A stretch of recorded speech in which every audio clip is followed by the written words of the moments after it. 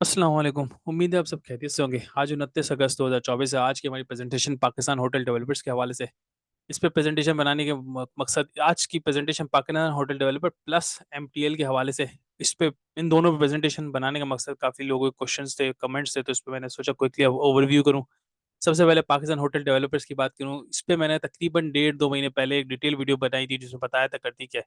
अगर high level बात करूँ, एक पाकिस्तान कराची में एक होटल है रीजेंट प्लाजा होटल।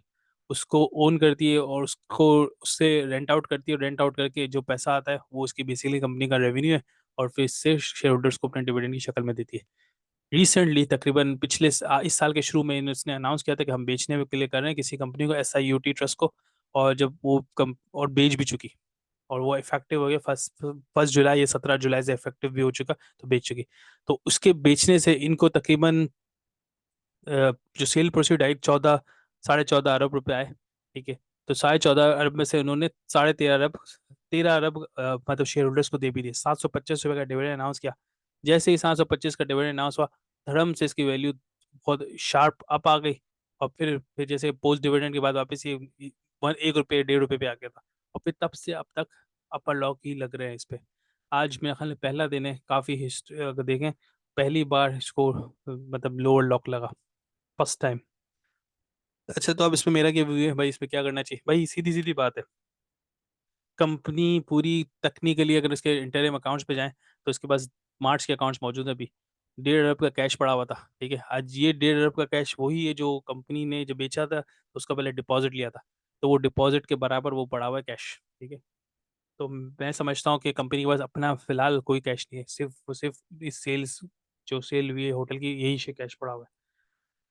तो सेल प्रोसीड पूरी आ भी चुकी है, जिसमें 14.5 अरब में से 13.5 अरब अब डिविडेंड की शक्ल में दे भी चुकी है शेयर होल्डर्स को, और इस बार शेयर होल्डर्स को 725 मिल भी गए। बकाया जो कैश है 1.5 अरब का, 1.45 बिलियन, जिसको अगर मैं नंबर ऑफ शेयर से डिवाइड करूं तो 80-80.5 रुपये एक पर शेयर होल्डर को दे सकती है। लेकिन एक चीज़ मैं यहाँ पे स्टॉप करूंगा, कंपनी को बंद करने के काफ़ी खर्चात होंगे, तो डेफिनेटली उसको भी मीट करना पड़ेगा। अगर कुछ लाइबिलिटीज़ होंगी, इसको भी पे ऑफ करना पड़ेगा। कुछ बाकी डेफिनेटली इनसे कुछ, इनकी स्टोर स्पेयर से कुछ, इनको कुछ ना कुछ वैल्यू रिसीव ज़रूर होगी, लेकिन at the same time liability को मीट करना पड़ेगा। जब इन लाइबिलिटीज़ को मीट कर लेगी, तो मैं समझता हूँ कि फिर हमें फिर शेयर होल्डर को कुछ मिलेगा।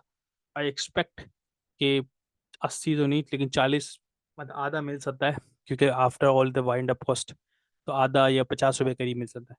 तो अभी फ़िलहाल जो, और ना भी मिले, ज़रूर नहीं मिले, ठीक है, कंपनी अगर मजीद अपने आप को मतलब क्लोजअप पे ना जाए, दिसंबर और अगले 6 महीने और या 1 साल और गुजार दे, तो कंपनी जब तक रहेगी तब तक एक्सपेंसेस इनकर्ड होंगे, क्या पता कुछ भी ना मिले। तो ये सट्टे वाली बात है, अगर लेना है अपने लिए।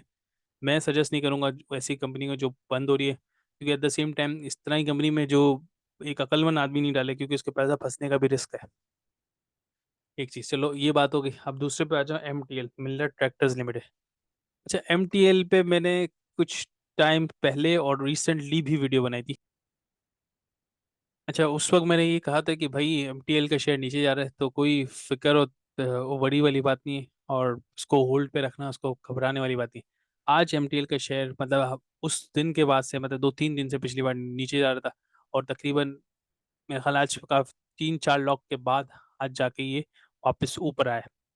अच्छा, मसला क्या था, क्यों नीचे जा रहा था? इसलिए नीचे जा रहा था कि इसके मैन्युफैक्चरिंग प्लांट बंद होने का, मतलब कंपनी ने नोटिस दिया था कि हम अपने मैन्युफैक्चरिंग प्लांट बंद कर रहे हैं, क्योंकि गवर्नमेंट की तरफ से टैक्स का रिफंड नहीं मिल रहा, ना ही कोई मैकेनिज्म है।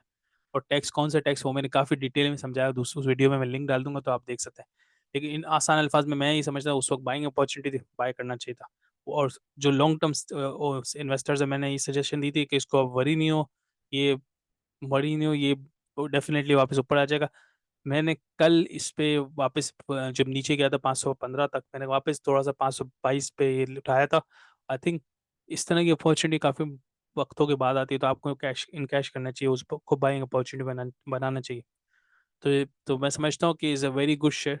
और अगर आप शॉर्ट टर्म में हर शेयर ऊपर नीचे होता है, उसका मतलब ये नहीं कि वो नीचे जैसे कि आप ये, अगर मैं इसके 5 साल का चार्ट लगा दूँ, आप देखेंगे यहाँ पे नीचे आया। कोई भी वजह हो, कोविड हो या कुछ भी वजह हो, यहाँ नीचे आया। अब यहाँ से ऊपर गया, फिर वापस ये इतना नीचे आ गया। आप देखें, तकरीबन 746 था, फिर इसने नीचे मार के 670 पे अचानक से आ गया। फिर ये ऊपर गया 800 पे, फिर नीचे ऐसे ये तो शेयर की लाइफ का पार्ट है। तो होगा, आए ऊपर नीचे जाएगा। मैं समझता हूँ ऑलवेज फाइंड दोस अपॉर्चुनिटीज, मतलब जब भी आपको नजर आए डिप, शार्प डिप है, डेफिनेटली गो इन। ये न्यूज़ टेम्परेरी न्यूज़ थी इसकी, मैं समझता हूँ डेफिनेटली कंपनी कुछ ना कुछ क्लेरिफिकेशन देगी। फिलहाल जो ऑपरेशन जो क्लोज हुए हैं, मैं क्लियरली एक बात बताऊं, जो भी इस तरह के ट्रैक्टर्स होते हैं, प्लांट होते हैं, असेंबलिंग प्लांट होते हैं, साल में 3 बार क्लोज होते हैं। ठीक है, तो इसमें कोई बड़ी बात नहीं है। अगर आप हर तक महीने में 1 या 2 दिन तो क्लोज होता ही होता है। और कभी कभी मेजर ओवरहोल हॉलिंग भी होती है तो भी क्लोज होता है। स्टॉक काउंट पे भी क्लोज होता है एक दिन के लिए, तो ये कोई बड़ी बात नहीं। तो मैं समझता हूँ that's only short term measure. और मुझे ऐसा भी लगता है, हो सकता है कोई ना कोई किसी न किसी के इंसेंटिव लेना हो तो उसकी प्राइस को ऐसी न्यूज़ दे के प्राइस को थोड़ा कंफ्यूज किया, या प्राइस को नीचे किया, कि बाइंग ऑन डिप। हमें कुछ टाइम में पता चल जाएगा कि इनसाइडर ट्रेडर्स, डायरेक्टर्स वगैरह की उन्हें दिख जाएगा। लेकिन I still feel very strong share not to buy, keep it in your portfolio. जो ट्रेडर हजरात है वो डेफिनेटली, आज इन्होंने लिया होगा कल नीचे पे, तो आज डेफिनेटली बुक किया होगा, but I think this is a share for long term, उसको अपनी पोर्टफोलियो में रखना चाहिए। That's it. जज़ाकल्लाह। कोई चीज़ मिस आउट की मुझे बताना, इंशाल्लाह मैं कवर करूंगा। कोई और शेयर की स्पेसिफिकली बात हो तो लाजमी बताएं, मैं इंशाल्लाह उसको भी कवर करूंगा नेक्स्ट वीडियो में। जज़ाकल्लाह। अस्सलाम वालेकुम।